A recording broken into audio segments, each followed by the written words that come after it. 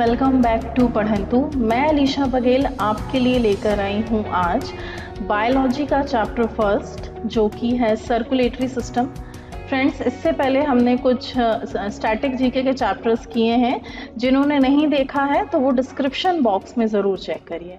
और अभी तक अगर आपने चैनल को सब्सक्राइब नहीं किया है तो प्लीज़ जाकर चैनल को सब्सक्राइब कीजिए और नोटिफिकेशन बेल को ज़रूर बजाइए, ताकि आप मेरे आने वाले हर वीडियो का नोटिफिकेशन आपको मिले सबसे पहले।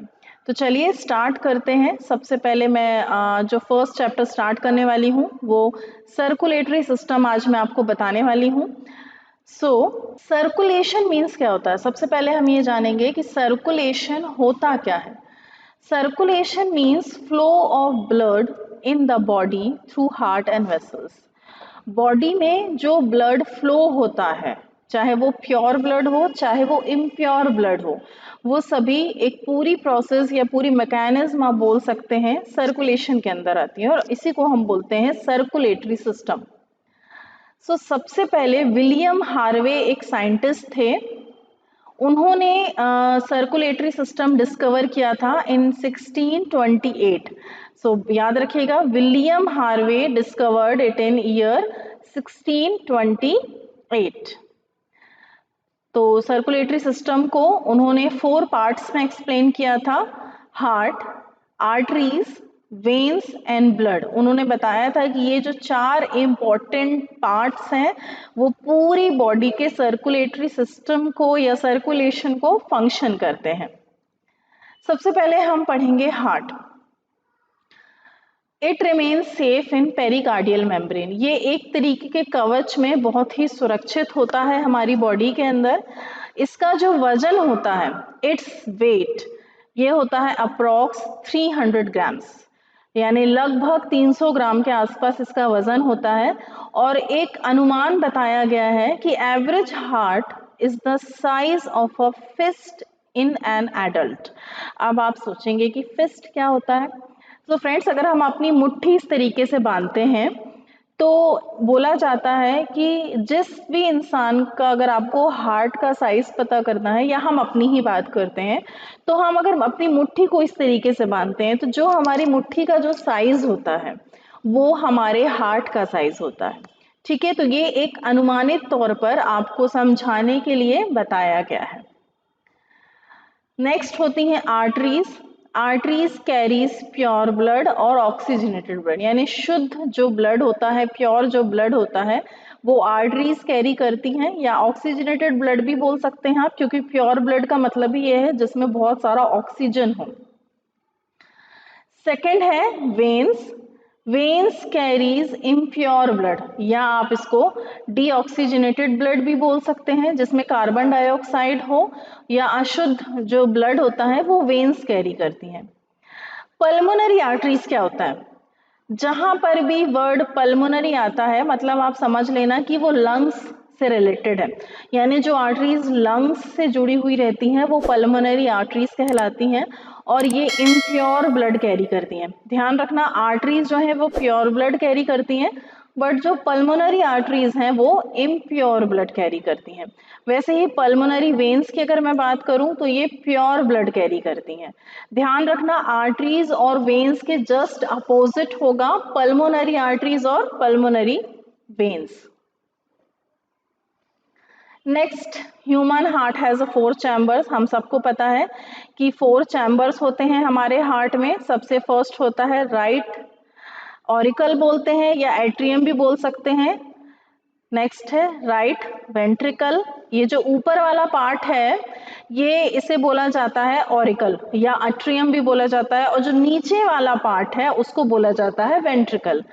तो राइट ऑरिकल और राइट वेंट्रिकल, लेफ्ट ऑरिकल और लेफ्ट वेंट्रिकल। इम्प्योर ब्लड जो होता है राइट साइड पे फ्लो करता है, और प्योर ब्लड जो होता है वो लेफ्ट साइड पे फ्लो करता है।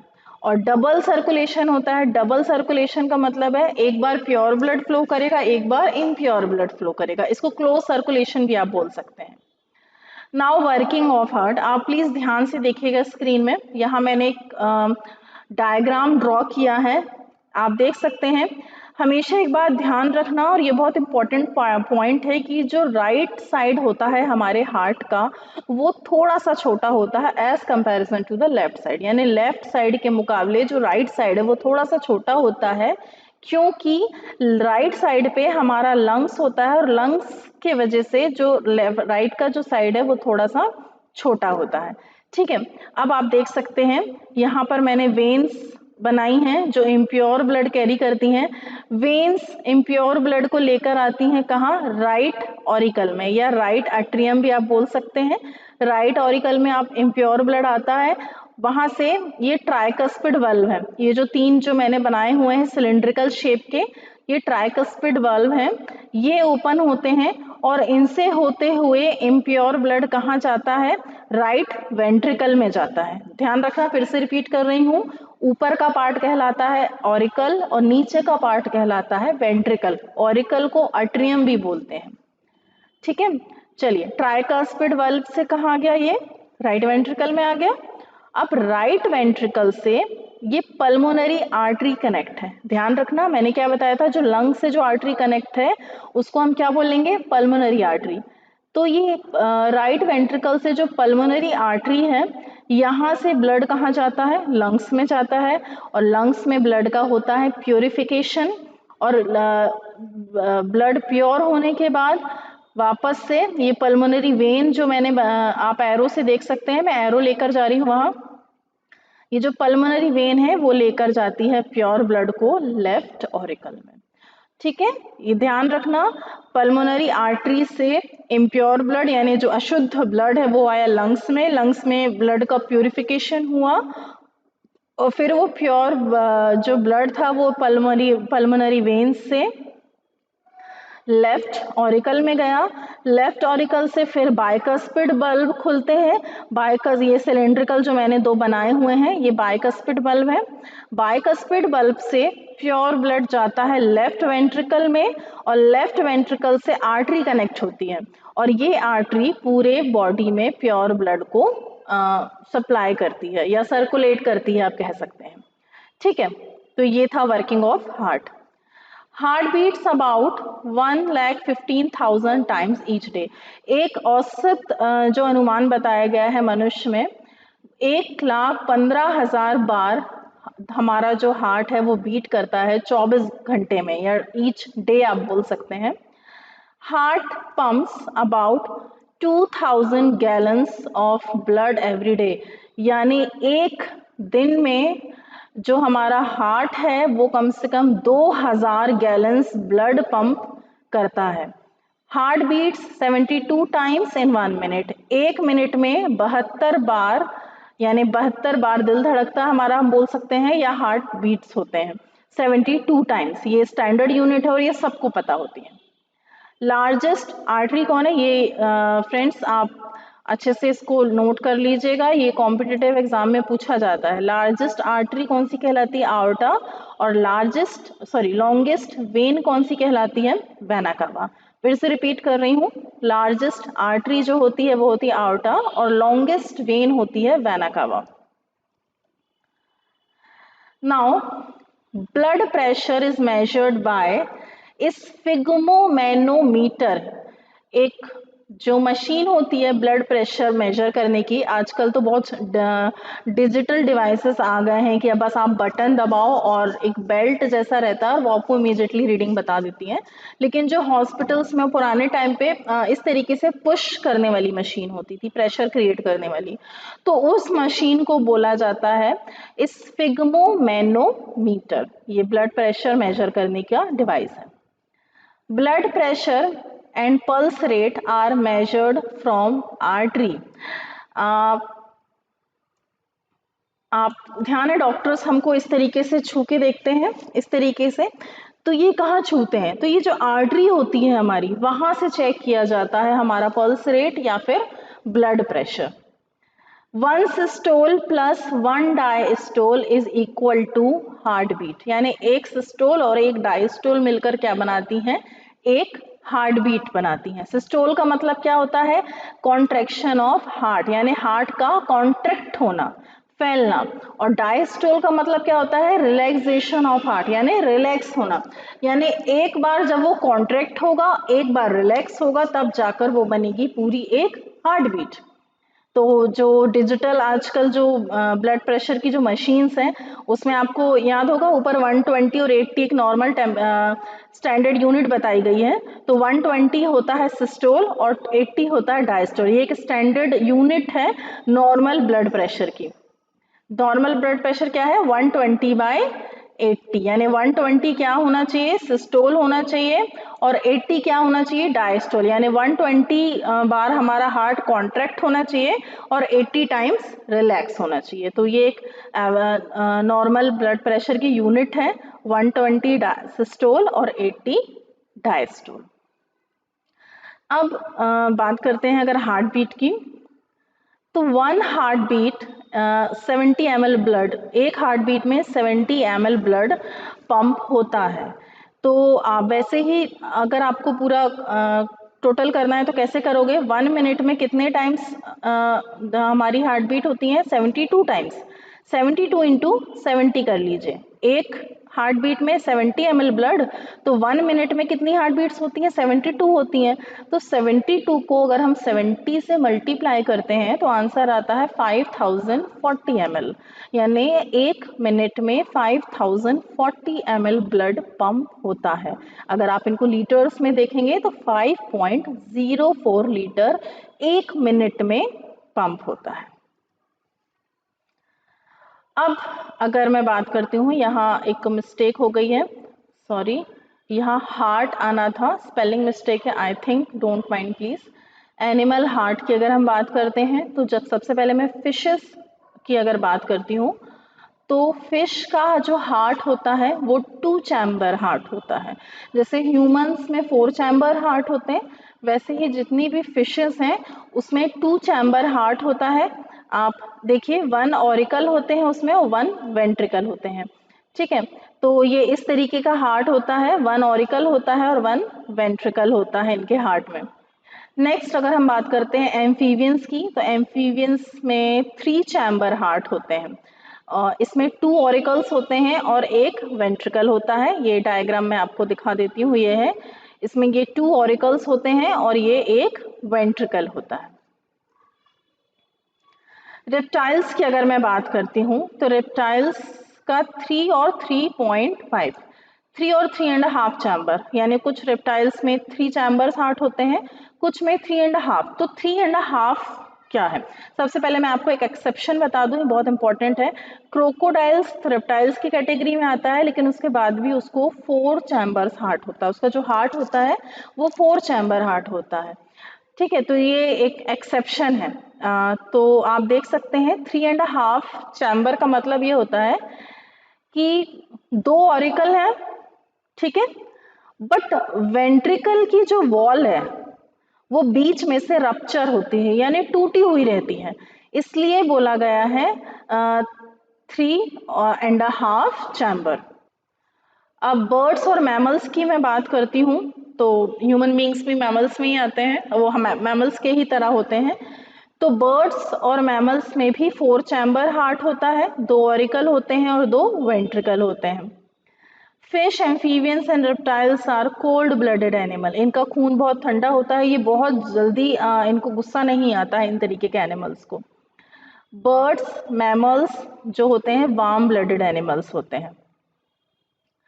कॉकरोच हैज 13 चैम्बर हार्ट, जो कॉकरोच है उसका हार्ट जो होता है वो 13 चैम्बर, यानी 13 उसमें चैम्बर्स होते हैं। जैसे ह्यूमन बींग्स में 4 चैम्बर होते हैं, वैसे ही कॉकरोच के हार्ट में 13 चैम्बर होते हैं।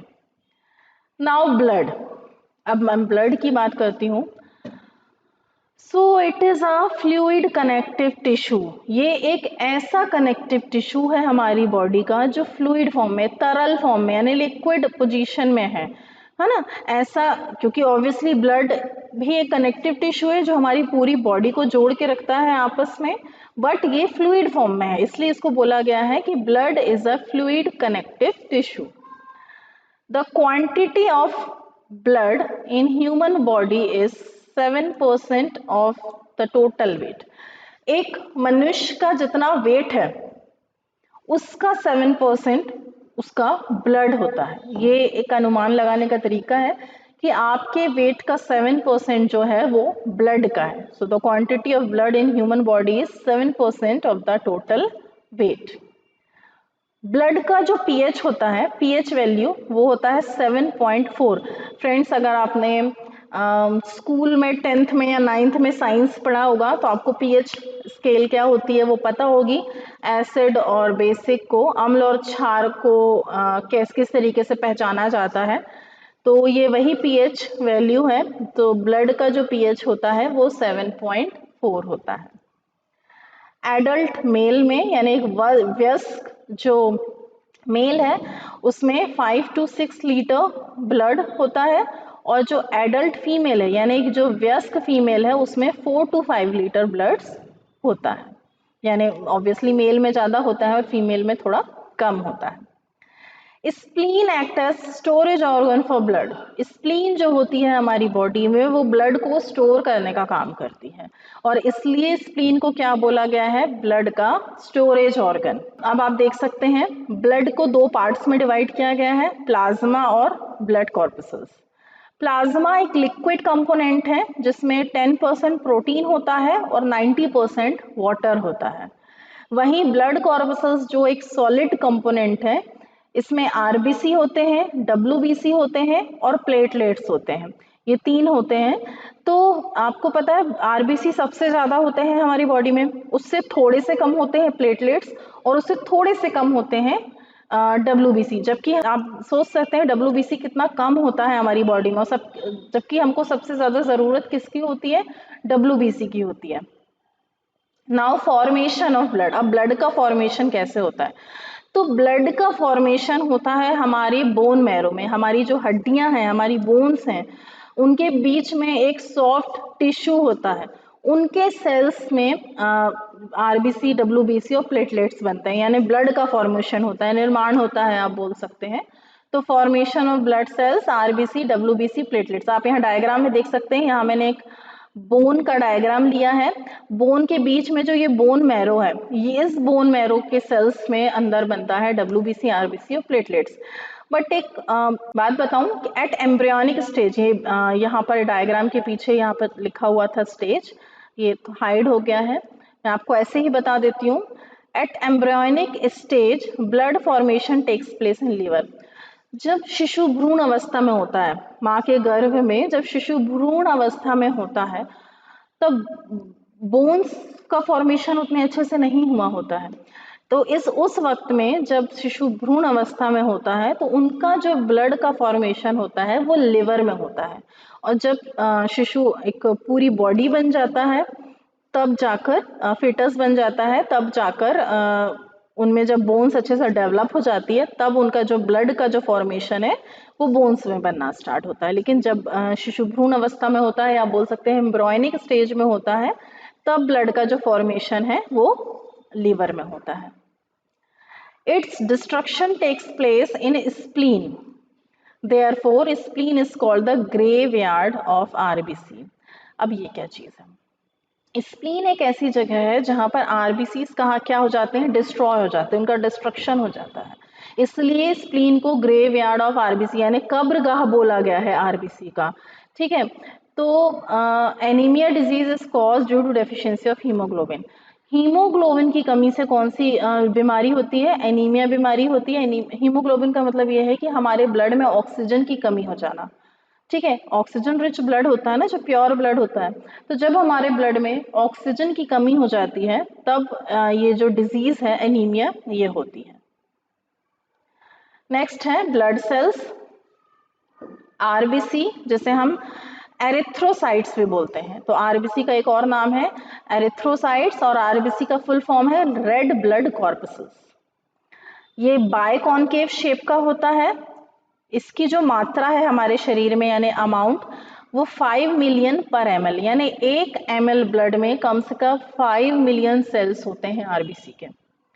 इसकी जो आयु है, लाइफ स्पेन, वो 20 से 120 डेज है, यानी 20 से 120 दिन तक ये जीवित रहता है, और उसके बाद ये स्प्लीन में जाके डिस्ट्रॉय हो जाता है। It contain haemoglobin in which haem is iron. Haemoglobin होता है जिसमें हीम का मतलब होता है आयरन, और इसी वजह से ब्लड का जो कलर होता है वो होता है रेड, क्योंकि आरबीसी ऑब्वियसली बहुत ज़्यादा होती है हमारी ब्लड में, है ना। और आरबीसी में सबसे ज़्यादा क्या होता है, हीम होता है, आयरन होता है। डोंट हैव न्यूक्लियस, ये बहुत इंपॉर्टेंट है, आरबीसी में न्यूक्लियस नहीं पाया जाता, ठीक है, ये ध्यान रखेंगे। एक्सेप्ट कैमल, सिर्फ कैमल के ब्लड का जो आरबीसी है उसमें ही न्यूक्लियस पाया जाता है, अदरवाइज आरबीसी में न्यूक्लियस नहीं पाया जाता है। RBC measured by haemocytometer, RBC को नापने का जो डिवाइस है वो है हीमोसाइटोमीटर, यानी ब्लड में जब लैब्स में देखा जाता है, आरबीसी काउंट किए जाते हैं तो वो हीमोसाइटोमीटर के थ्रू किए जाते हैं। डब्ल्यूबीसी को ल्यूकोसाइट्स भी बोला जाता है, इसका एक और ये नाम है ल्यूकोसाइट्स, आपको ल्यूकोसाइट्स के नाम से भी पूछा जाता है। इसका जो शेप है वो लगभग अमीबा के जैसे होता है, अमीबा शेपलेस होता है, कुछ बहुत ज़्यादा इसका निर्धारित शेप नहीं होता है। तो ल्यूकोस, आप ये भी बोल सकते हो कि डब्ल्यूबीसी का कोई निर्धारित शेप नहीं होता है, इसलिए बोल दिया गया है अमीबा का शेप, क्योंकि जो अमीबा होता है उसका कोई स्टेबिलिटी वाला शेप नहीं है, उसका शेप चेंज होता जाता है। इसका जो लाइफ स्पेन है वो 2 to 4 डेज है, यानी 2 से 4 दिन तक ये जीवित रहता है और उसके बाद डिस्ट्रॉय हो जाती हैं व्हाइट ब्लड सेल्स। डब्ल्यूबीसी का फुल फॉर्म है व्हाइट ब्लड सेल्स। इसमें न्यूक्लियस होता है, ध्यान रखना, आरबीसी में न्यूक्लियस नहीं होता है, सिर्फ कैमल के आरबीसी में न्यूक्लियस होता है, लेकिन डब्ल्यूबीसी में न्यूक्लियस होता है। इसका जो अमाउंट है वो 10,000 से 11,000 पर ml है, यानी 1 ml ब्लड में 10,000 से 11,000 पर ml होता है वाइट ब्लड सेल्स, बहुत कम होता है ये। ब्लड प्लेटलेट्स, या इसे क्या बोला जाता है, थ्रोम्बोसाइट्स भी बोला जाता है, ब्लड प्लेटलेट्स का दूसरा नाम है thrombocytes. It's found only in blood of human and other mammals, blood platelets जो होते हैं वो सिर्फ ह्यूमंस और बाकी के मैमल्स में पाए जाते हैं, इनमें भी न्यूक्लियस नहीं होता है, नो न्यूक्लियस इन इट, और इसकी जो लाइफ स्पैन है वो 3 to 5 डेज होती है। हेल्प इन ब्लड क्लॉटिंग, ध्यान रखेंगे जो प्लेटलेट्स हैं वो ब्लड क्लॉटिंग में काम आते हैं। ब्लड क्लॉटिंग मतलब होता है खून का जमना, जब आपके बॉडी में कहीं पे भी कट लग जाता है, ठीक है, और अगर आपको प्लेटलेट्स की कमी है तो आपका ब्लड क्लॉट नहीं होगा और फिर बहुत ज़्यादा एक्सेस जो ब्लड है आपका निकल जाएगा। और अगर आपके बॉडी में सफिशिएंट ब्लड है, प्लेटलेट्स हैं, जैसे हमें कहीं पे भी चोट लगती है, कट लगता है, थोड़ा बहुत ब्लड हुआ, थोड़ी देर बाद आप देखना कि वहाँ पर खून जमने लगता है, गाढ़ा होने लगता है, due to the platelets, platelets की वजह से होता है। ब्लड क्लॉटिंग प्रोटीन, क्योंकि उनमें क्या होता है, एक खास तरीके का प्रोटीन होता है जिसे बोला जाता है फाइब्रिनोजन, और ये काम करता है ब्लड क्लॉटिंग में। Heparin does not allow blood clotting, ध्यान रखना ये बहुत इंपॉर्टेंट है। हेपरिन जो होता है वो ब्लड क्लॉटिंग नहीं होने देता है ब्लड में, स्पेशली जो हार्ट पेशेंट्स हैं जिनको बहुत ज़्यादा खून गाढ़ा होने लगता है तो उनको हेपरिन की टेबलेट दी जाती है, यानी खून पतला करने की टेबलेट दी जाती है। तो अगर आपकी बॉडी में हेपरिन बहुत ज़्यादा हो गया है तो आपके ब्लड की क्लॉटिंग नहीं होगी। Ratio of RBC and WBC is 601, यानी अगर आप 1 ml की बात करते हैं या पार्ट की बात करते हैं, रेशो की बात करते हो, तो 600 होगा आरबीसी का और डब्ल्यूबीसी का होगा 1, तो इसलिए डब्ल्यूबीसी जो है बहुत ज़्यादा कम होती हैं। ब्लड ग्रुप किसने डिस्कवर किया था? Blood group is discovered by Landsteiner, Landsteiner scientist ने डिस्कवर किया था ब्लड ग्रुप इन 1900, तो ये भी आप नोट कर लीजिएगा। Landsteiner was awarded Nobel prize in year 1930, 1930 में उनको उनके इस काम के लिए नोबेल प्राइज मिला था।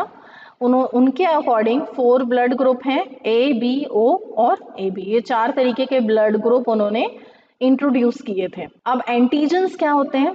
एंटीजन एक तरीके के ग्लाइकोप्रोटीन होते हैं जो आरबीसी में मौजूद होते हैं। 2 टाइप्स के एंटीजन होते हैं, एंटीजन ए और एंटीजन बी। ये जब हम ब्लड ग्रुप डिटेक्ट करते हैं लैब्स में तो एंटीजन के थ्रू ही करते हैं, पता लगाते हैं किसमें कौन सा एंटीजन है। एंटीबॉडीज क्या होती हैं? Antibodies opposite type of protein होती हैं एंटीजन के, और ये ब्लड प्लाज्मा में मिलती हैं। ये भी 2 तरीके की होती हैं, antibody A and antibody B. O is called universal donor, यानी ये सबको ब्लड डोनेट कर सकता है, बट ले सिर्फ ओ वालों से, ओ पॉजिटिव लोगों से ले सकता है। ए बी जो होते हैं वो यूनिवर्सल रिसेप्टर होते हैं, यानी सबसे ले सकते हैं, बट दे सिर्फ ए बी वालों को सकते हैं, है ना, सबसे ले सकते हैं। तो ये भी इंपॉर्टेंट है, O is called a universal donor and A B is called a universal receptor. तो आज मैं इसमें यही इतना ही पढ़ाऊंगी। नेक्स्ट सर्कुलेटरी सिस्टम का एक और चैप्टर आएगा और उसके बाद हम स्टार्ट करेंगे बायोलॉजी का नेक्स्ट चैप्टर। सो फ्रेंड्स, अगर आपको वीडियो पसंद आया है तो वीडियो को लाइक कीजिए, शेयर कीजिए, और अगर कोई भी क्वेरी है तो कमेंट सेक्शन में ज़रूर बताइए। Thank you and have a nice day.